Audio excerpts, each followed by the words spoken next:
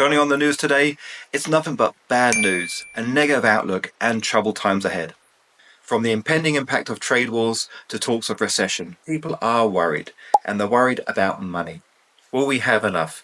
What will happen if we lose our jobs? And how expensive are things going to get? Now, as individuals, there's not much we can do about world events, but we can get prepared financially. We can prepare our finances, so if things do get worse, we will be ready and can adapt.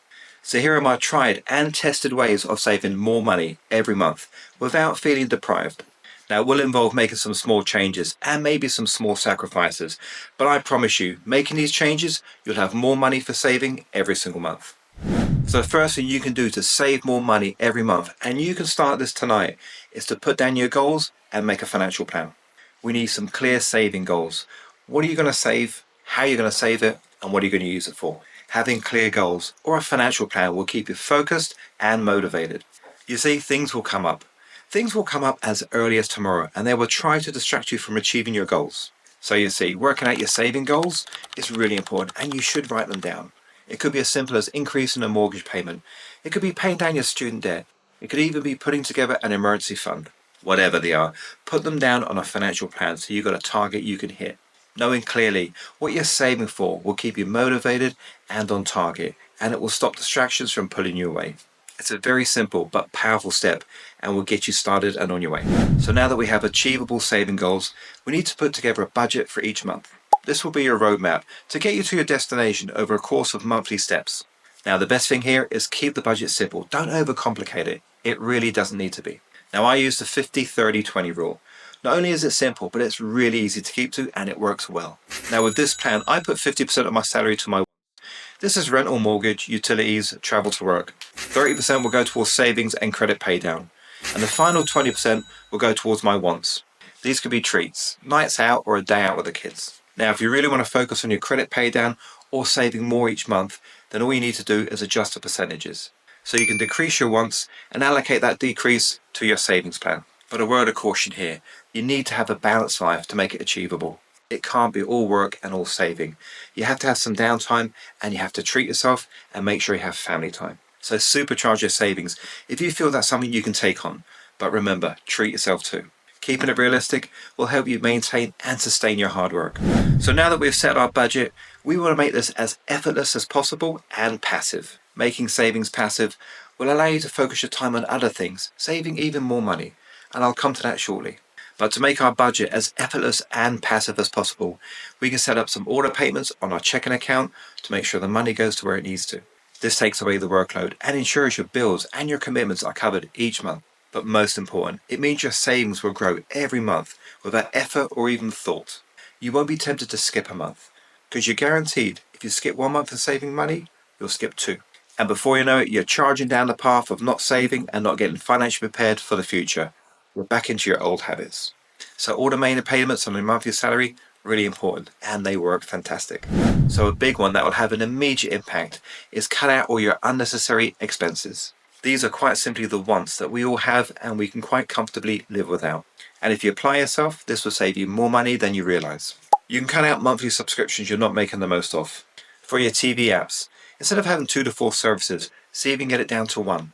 The way I see it, the less time you're watching TV, the more time could be spent productively. Replace your coffee and your takeout lunch with home-prepared versions you can use Monday to Friday.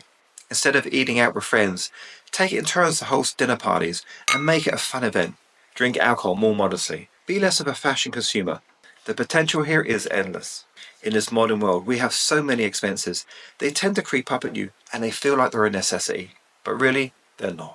Once you take stock of all your expenses and you divide them to needs and wants, I think you're going to identify a huge amount of savings, and then you can redirect those savings towards your financial plan.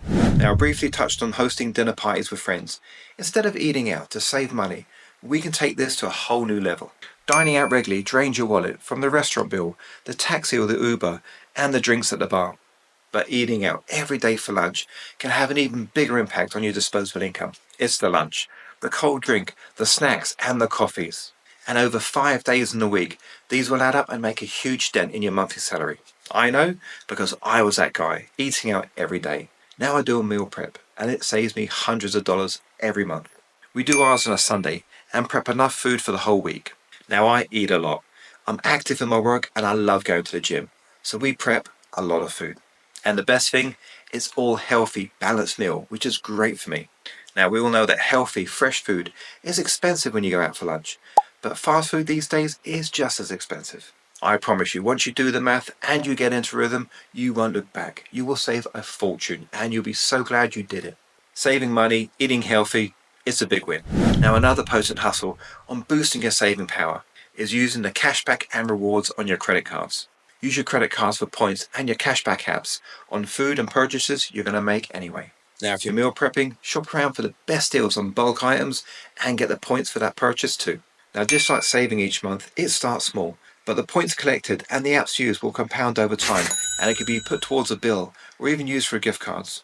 On some credit cards, you can convert those points to cash and then apply that cash to your investment account. This is just another pathway to save more money by making a few changes to your habits. But a big word of warning here, don't be tempted to spend more money to get those points. It's a fine line between capitalizing on your everyday spend and feeling encouraged to spend more just for the points. You simply can't spend to save money. It doesn't work that way. Although the banks and the credit cards will try to convince you otherwise. The clue is in the title, saving more money, not spending more money. Be on point with that and everything will fall into place. Now, another great way of saving more money is to earn some more money, and you can do this on eBay and Facebook Marketplace. Over the years, I've had great success in selling collectibles and ordinary items on Facebook Marketplace and on eBay, and in most cases, I didn't even have to leave home. Local people would come by and pick them up. And after all these years, I can tell you there's a market out there for everything. Collectibles and home theatre equipment, children's clothes, buggies, light fixtures, books and toys, wedding gifts, furniture, the list goes on. Sell stuff you don't need anymore and get the benefit of decluttering your home too. If you think about it, you don't need to fill your home with things you may need to use years down the line. Sell it to somebody that needs it now and use that cash for a good purpose. You can put it to your emergency fund or to credit pay down, but use it wisely. Remember, saving more money and getting financially prepared is the goal here. Use all the opportunities you have to hand. Oh, and a top tip, if you have any tech-savvy teenagers, get them to do the posting for you. My teenage daughter did that for me, and in 20 seconds she did a far better job than I ever could. I know my skill base, and sadly it's not tech. Now, another thing I did to save more money is to stop impulse buying. I used to do a lot of this, but in reflection, it wasn't all my fault. Retail stores are experts in how to sell to the customer, even when the customer doesn't need the item. Hear me out. How many times have you gone to the grocery store and walked out with twice as much as you were going to buy? I know, we see a sale and we need to buy some to save money. We spend to save, or we see an item or a treat in those big, huge displays they put down the middle of the aisles. Retail stores, especially grocery stores, have decades of experience in selling us stuff we don't need, and they are using technology and lighting to sell us more and more. It's consumer warfare, and we are on the losing side.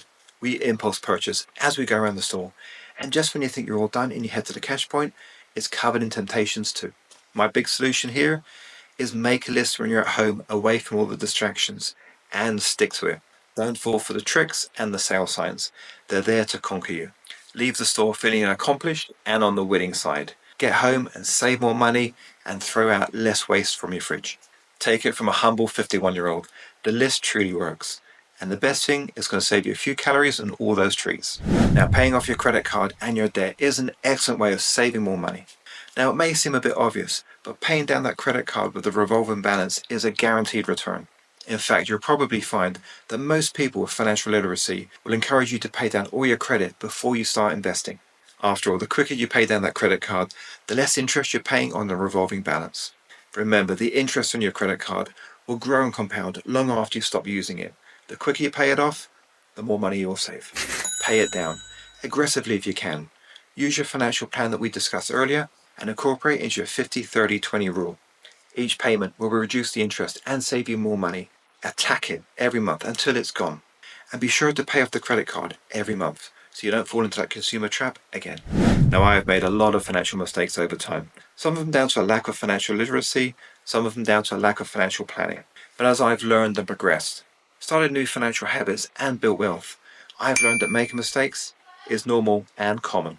Now, I can't go into my past and change it, but I can make changes now and benefit from all the financial education. And these small, consistent changes will help your money grow and help change your life for the better. And if you want to know what to do with all this money you're saving, watch this video here and I'll take you through the next steps.